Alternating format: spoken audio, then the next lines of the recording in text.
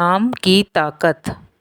बहुत समय पहले की बात है। एक राजा था, उसकी रानी बहुत सुंदर थी। राजा को अपनी रानी की सुंदरता से बहुत अधिक मोह था, लगाव था।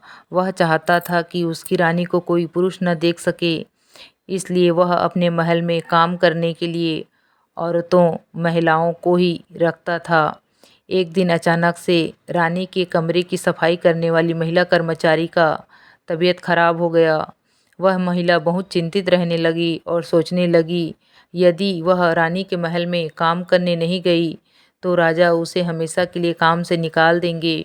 यह सोचकर उस महिला ने अपने लगभग 17-18 साल के बेटे को अपने जगह पर काम करने के लिए भेज दिया। और वह महिला अपने बेटे को कहती है कि मैं 2-4 दिन में ठीक हो जाऊंगी और अपने काम पर जाऊंगी। तब तक बेटा तुम मेरे जगह पर उस महल में काम करने के लिए चले जाओ। उसका बेटा भी कहता है, ठीक है माँ, तुम घर में रहकर आराम करो, मैं काम पर जाता हूँ। वह लड़का महल के अंदर गया और रानी के कमरे के बाहर की सफाई करके बगीचे की सफाई कर रहा था।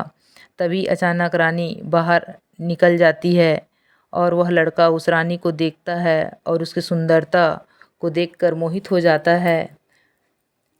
वह लड़का 2-3 दिन तक काम में जाने लगा और धीरे धीरे उसे उस रानी से प्रेम हो गया और खिड़कियों से रानी को निहारने लगा और हमेशा रानी के ख्यालों में मदहोश रहने लगा। जब उसकी माँ की तबीयत ठीक हो गई तो वह काम पर जाने लगी। उसकी माँ अपने बेटे के बदले हुए व्यवहार से बहुत दुखी थी। वह मन ही मन परेशान रहता था। तो माँ एक दिन पूछती है, क्या हुआ बेटा, राजा ने कुछ कहा है क्या? तो वह कहता है, किसी ने कुछ नहीं कहा माँ। तो उसकी माँ कहती है, क्यों बेटा, ना कुछ खाता है ना कुछ पीता है, बस एकटक ऊपर की ओर देखते रहता है। तो वह अपनी माँ को पूरी बात बता देता है। कहता है कि मुझे रानी से प्रेम हो गया है माँ, मेरी शादी रानी से करवा दो। तो लड़का की माँ कहती है, बेटा खबरदार, यह बात अगर तुमने दोबारा अपने मुंह से निकाली तो राजा को अगर इस बात की थोड़ी सी भी भनक लग गई तो वह तेरा सर कटवा देंगे। लड़का धीरे धीरे बहुत ज़्यादा बीमार होने लगा और उसकी माँ अपने बेटे को बीमार देखकर मजबूरी में रानी के पास जाकर कहती है कि मेरा बेटा आपको देखकर पागल सा हो गया है। वह कहता है कि वह आपसे शादी करना चाहता है, वह आपकी खूबसूरती पर मोहित हो गया है। रानी बहुत समझदार एवं सुलझी हुई औरत थी। तो वह उस लड़के की माँ से कहती है कि राजा तुम्हारे बेटे को मुझसे मिलने नहीं देगा, इसलिए मैं तुम्हें एक उपाय बताती हूँ। तुम अपने बेटे से कहना कि राजमहल के बीच चौराहे पर भगवा वस्त्र पहनकर आंखें बंद करके बिना किसी से बोले चुपचाप पालती मोड़कर बैठ जाए। अगर कोई उससे कोई पूछे तो वह किसी से भी कुछ न बोले, बस आंख बंद करके राम नाम 21 दिन तक जपते रहे और न कुछ खाए और न ही कुछ पिए। इस प्रकार उसकी चर्चा पूरे राज्य में होने लगेगी। बहुत रात हो जाए, चौराहे पर सन्नाटा हो जाए तो उसे उससे कहना कि 3-4 पैकेट पंजरी की खा ले। पंजरी एक प्रकार का चूर्ण होता है जिसमें काजू, बादाम, मेवे, घी, धनिया सभी को कूटकर चूर्ण बनाया जाता है और उसको खाने से शरीर को ताकत मिलता है। पंजरी की ऐसे बहुत से पैकेट बनाकर उसे दे देना, जिसे वह अपने आसन के नीचे रख कर बैठ जाए और जब भी उस स्थान पर सुनसान होने लगे तो वह उसमें से 3-4 पैकेट निकाल कर खा ले। अपने घर आती है और अपने बेटे को रानी के द्वारा कही गई सब बात को बताती है। लड़का बहुत खुश हो जाता है। दूसरे दिन लड़का राजमहल के बीच चौराहे में जाकर समाधि लगाकर चुपचाप बैठ जाता है और 21 दिन तक राम नाम जाप करता रहता है। धीरे धीरे उसकी चर्चा चारों तरफ फैलने लगी। एक दिन यह चर्चा राजा के कानों तक भी पहुंची।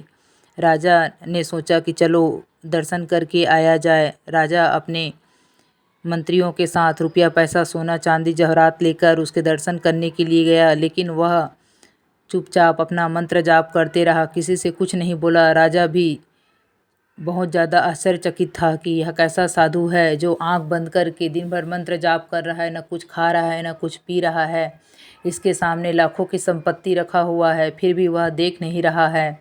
यह बात आकर वह अपनी रानी को बताता है। रानी तो इसी बात के इंतजार में थी कि रानी को कब जाने के लिए वह कह दे। राजा कहता है, रानी कल तुम भी उसके दर्शन के लिए चले जाना।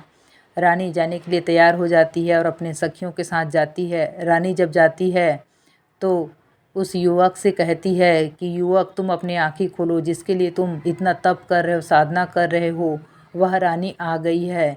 तुम उससे बात करना चाहते थे, बात कर लो, शादी करना चाहते हो, शादी कर लो। फिर भी वह युवक आंख नहीं खोलता है। रानी बहुत ज़्यादा क्रोधित हो जाती है और कहती है कि मैं तुम्हारा सब भेद खोल दूंगी, आंखें खोलते हो कि नहीं।